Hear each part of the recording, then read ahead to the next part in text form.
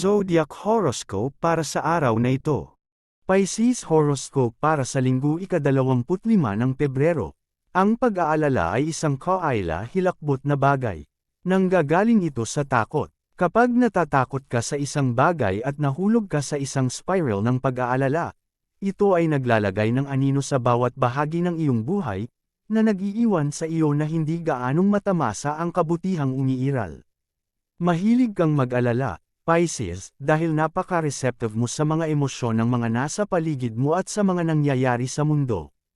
Kung ang pag-aalala ay nagpapabigat sa iyo, tulad ng maaaring mangyari, kailangan mong gumawa ng malay na pagsisikap na huwag bigyan ito ng iyong oras. Subukang sinasadyang itaboy ang mga nakababahalang kaisipan na may mga pag-asa. Gawin ito ng Palladian hanggang sa bumalik ang maliwanag na liwanag ng kagalakan sa iyong buhay. Aquarius Horoscope para sa linggo ika-25 ng Pebrero. Ang pagdududa sa sarili ay mas malala kaysa sa anumang pagdududa na maaaring ipakita sa iyo ng ibang tao. Kapag ang isang tao ay hindi naniniwala sa iyo, maaari itong maging masakit at nakakainis. Gayunpaman, kapag ang pagdududa ay nasa loob mo, nangangahulugan ito na nawalan ka ng tiwala sa iyong sarili. Kung ikaw ay nasa puntong iyon ngayon habang nagpupumilit kang makumpleto ang isang layunin o isang misyon, kailangan mong humanap ng paraan upang maibalik ang iyong pananampalataya, mahal na Aquarius. Bagamat maaring mas madaling sabihin kaysa gawin, kailangan mong bumuo ng isang pundasyon ng paniniwala sa sarili sa pamamagitan ng mga kaisipang nagbibigay katiyakan sa iyo at nagpapaalala sa iyo kung magkano ang iyong maya-alok. Panatilihin ang pag-iwas sa kung ano ang gusto mo habang pinapalakas ang iyong lakas ng loob at pananampalataya sa parehong oras. Capricorn Horoscope para sa linggo ika-25 ng Pebrero. Ikaw ay isang napakahusay na tagapamagitan, mahal na Capricorn. Iyon ay dahil mayroon kang regalo na manatiling lohikal at layunin kahit nasa komplikado at emosyonal na mga sitwasyon. Maaring ito ang dahilan kung bakit madalas kang tinatawag na ayusin ang mga hindi pagkakaunawaan o tumulong sa komunikasyon kapag ang mga tao ay nahihirapan. Ngayon, gayunpaman, maaring nasa gitna ka ng isang mahirap na pakikipagpalitan sa isang tao, at walang katulad mo sa paligid upang tumulong sa pagtanggal nito, ngunit nariyan ka, gamitin ang parehong mga regalo upang ayusin ang iyong sariling problema. Kung iisipin mo ito, malalaman mo na walang makakagawa nito ng mas mahusay. Sagittarius Horoscope para sa linggo ika-25 ng Pebrero. Handa ka na ba sa magagandang bagay na darating sa iyo, Sagittarius?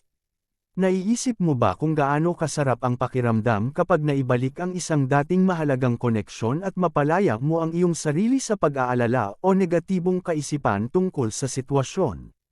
Malapit ka na, at magiging dahilan ito para sa pagdiriwang kapag nangyari ito. Pansamantala, subukang ipagkasundo ang iyong sarili sa pagpapalam sa negatibity na nauna sa sandaling iyon upang lubos mong pahalagahan at tamasahin ang napakatalino na bagong kabanata na naghihintay. Scorpio Horoscope para sa linggo ika-25 ng Pebrero. Maaari ka bang magtiwala sa anumang damdamin ng pag-iisip na maaring nararamdaman mo ngayon? Pagkatapos ng lahat, Scorpio, maaari mong isaalang-alang ang iyong sarili na lubos na intuitive. Kung hindi likas na matalino, mayroon kang mas mataas na pandama, marahil higit pa sa karamihan. Kaya, kapag nakakaramdam ka ng takot at kaba, nangangahulugan ba iyon na may negatibong mangyayari? Depende ito sa konteksto, syempre. Ngunit ang isang pangkalahatang pakiramdam na maaaring mayroon ka ngayon ay maaaring mas nakatutok sa iyong estado ng pag-iisip kaysa sa isang psychico na impression. Maaari kang lumikha ng mga takot, at maaari mo ring iwaksi ang mga ito. Piliin na i-dismiss sila ngayon. Libra Horoscope para sa linggo ika-25 ng Pebrero. Dapat ka bang kumuha ng isa pang proyekto na iaalok sa iyo? Kung gagawin mo, sa wakas ay ma-overload mo ba ang iyong plato para lang makitang bumagsak ang lahat? Maaaring iyon ang iniisip mo ngayon, mahal na Libra, bilang isang pagkakataon na gawin ang isang espesyal na pagsisikap na darating sa iyo. Hindi ka na estranghero sa masipag, ngunit marami ka nang dapat gawin. Ang pagkakataong ito ay maaaring maging lubhang kapaki-pakinabang para sa iyo, at ito ay magiging isang maikling panahon lamang kapag ikaw ay maaaring mabigatan. Kung sa tingin mo ay kaya mo, Virgo Horoscope para sa linggo ika-25 ng Pebrero. Hindi ka biktima ng sansinukob. Hindi ka sinisiraan at nakalaan para sa kalungkutan. Kapag paulit-ulit na nagkakamali, maaaring madaling mahulog sa ganoong uri ng pag-iisip, ngunit talagang hindi iyon ang kaso. Hindi ka biktima, ikaw ay isang minamahal na anak ng sansinukob. Subukang maging matatag ngayon at piliin na makita ang iyong sarili para sa lahat ng bagay na nagpapahalaga sa iyo.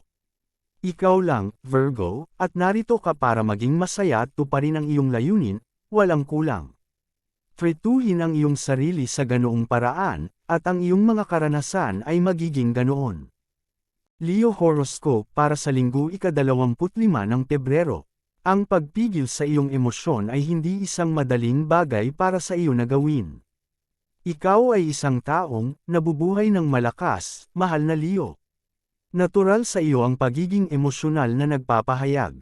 Ngunit maaaring sinusubukan mong itago ang iyong nararamdaman sa isang malapit na relasyon, marahil dahil natatakot kang magmukhang mahina o sobrang emosyonal. Gayunpaman, lahat tayo ay mahina minsan, at lahat tayo ay may mga damdamin.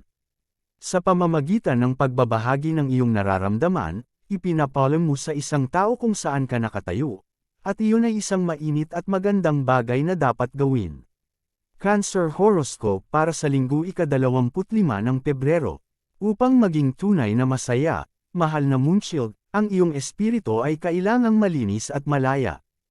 Kapag mayroon kang mga alalahanin na patuloy na umaaligid sa iyo tulad ng isang itim na ulap o kapag hindi mo masyadong gusto ang iyong sarili, hindi mo lubos na masisiyahan o kahit na maayos na maranasan ang magagandang bagay na nangyayari sa iyo. Marami ka nang napalampas dahil sa isang saloobin tungkol sa iyong sarili na iyong pinapakain. Kailangan mong simulan ang aktibong paghahanap ng isang paraan upang mawala ang pagkakasala, upang ihinto ang walang katapusang pag-aalala, at mahalin ang iyong sarili. Ito ang simula ng isang napakahusay na panahon para sa iyo. Mabuhay ito at tamasahin ito. Gemini Horoscope para sa linggo ika-25 ng Pebrero. Matatapos na ang isang nakakairita, nagpapalubha, at marahil ay malungkot na karanasan. Alam mo na may mas magandang darating sa iyong abot-tanaw, mahal na Gemini. Gayunpaman, tila hindi mo maaaring bitawan ang kung ano ang nakaraan at tumuon sa kung ano pa ang mangyayari o maging ang kasalukuyang sandali. Ikaw ay kumakapit sa galit, kalungkutan, o damdamin ng paghihiganti, ngunit lahat ng iyon ay gagana lamang laban sa iyo, hindi para sa iyo sa anumang paraan. Gumawa ng isang simbolikong bagay upang magpaalam sa karanasang iyon at simulan ang pagsalubong sa kababalaghang darating. Taurus Horoscope para sa linggo ika-25 ng Pebrero. Maaaring nagtatanong ka kung ano ang tunay na nararamdaman ng isang tao sa iyong personal na buhay tungkol sa iyo, Taurus. Marahil sila ay malupit kung minsan, o tila sila ay malayo o walang pakialam. Gayunpaman, ang taong ito ay maaaring nakipagtalo para sa iyo sa mga oras na hindi mo napapansin, o maaaring ipinakita nila ang kanilang pagmamalasakit at pagmamahal sa iyo sa iba pang mga paraan sa pamamagitan ng maalalahanin na mga salita o kilos. Subukang tumuon sa ngayon kung nararamdaman mong hindi ka mahal. Hindi lahat ay nagpapahayag ng kanilang sarili ng hayagan o perpekto. Ang ilan ay nagtatago ng kanilang mga damdamin ng malalim. Aries Horoscope para sa linggo ika-25 ng Pebrero. Ang isang taong hindi inaasahan ay maaaring magbigay sa iyo ng mga papuri o papuri ngayon. Aries, maaaring nagtataka ka kung bakit, dahil hindi ito isang taong pinaniniwalaan mong aprobahan ka o gusto mo, ang iyong mga iniisip tungkol dito ay maaaring mabilis na nag-zoom sa iyong isipan kaya't nahihilo ka. Huminto muna at huminga ng malalim saglit kung mangyari ito. Tanungin ang iyong sarili. Bakit ito mahalaga? Ito ay isang magandang bagay. Kaya bakit ito tanong, marahil ay naging malinaw na sa taong ito ang iyong mga merito. Magpasalamat ka na lang.